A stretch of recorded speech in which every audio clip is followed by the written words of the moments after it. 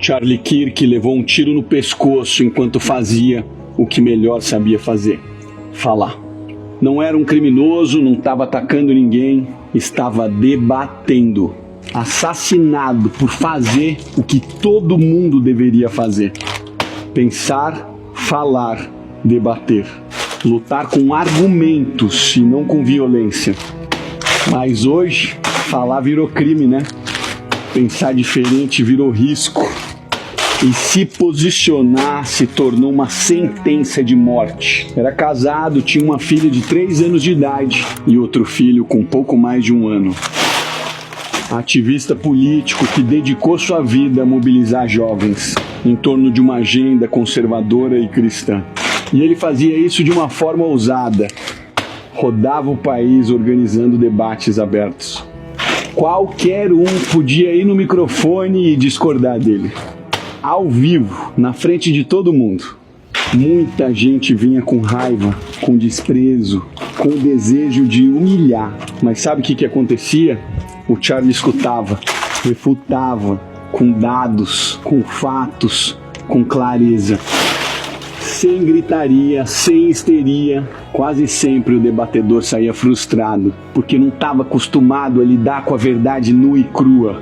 E aí vem uma das partes mais perturbadoras, os comentários nas notícias sobre a sua morte. Foi tarde, defensor de armas provando do próprio veneno.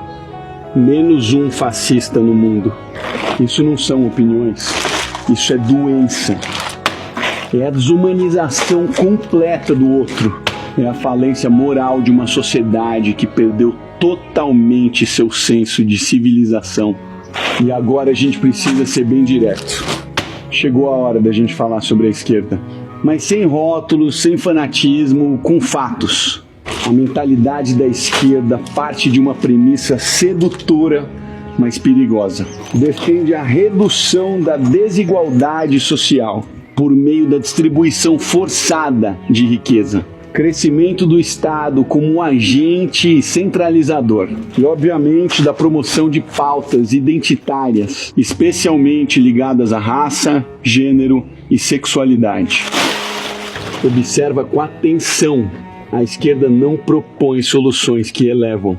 Ela propõe soluções que nivelam por baixo. É uma política de inveja travestida de justiça. Porque para essa mentalidade funcionar, ela precisa de um inimigo.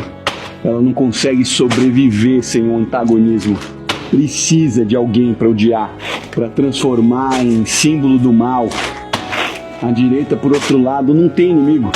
Ela só quer liberdade. Ela quer poder empreender, educar os seus filhos, ter propriedade privada, liberdade de imprensa, cuidar da própria vida. E não significa que ela ignora o sofrimento dos outros. Muito pelo contrário. Foi o livre mercado que tirou bilhões da extrema pobreza. Foi o capitalismo que gerou prosperidade em larga escala. Só que a esquerda não gosta de ouvir isso. Ela prefere repetir que a culpa é dos ricos, dos empresários, da elite branca, dos opressores.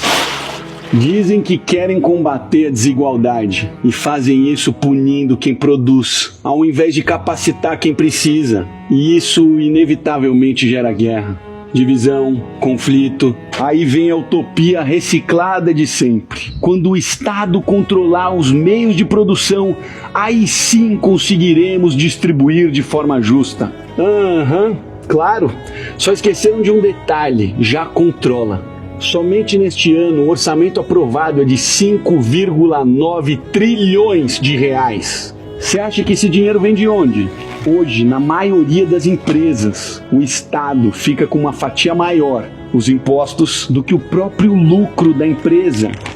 E mesmo assim o problema continua. A pobreza continua, a violência continua, a desigualdade continua.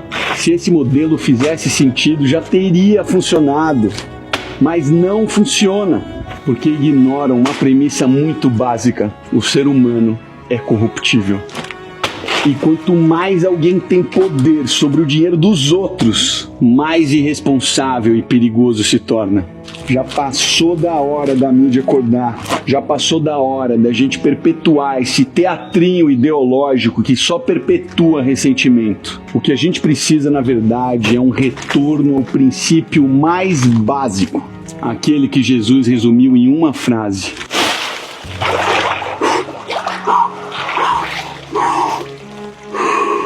amai-vos uns aos outros. Mas veja a ironia: os que pregam a tolerância cancelam. Os que dizem lutar por diversidade exigem pensamento único. E os que falam em amor celebram a morte de um pai de família porque ele pensava diferente. Se isso é amor, então talvez estejamos falando de algo muito distinto. Porque para mim, amor não mata. Por isso, quando me perguntam o que eu penso a respeito dessa ideologia, eu respondo com tristeza, decepção. Porque se o futuro depende de uma cultura que odeia, então a gente não está indo rumo ao progresso. A gente está voltando ao pior do passado. E hoje eu encerro esse vídeo com respeito. Respeito à memória de Charlie Kirk. Respeito à sua coragem de falar o que pensa.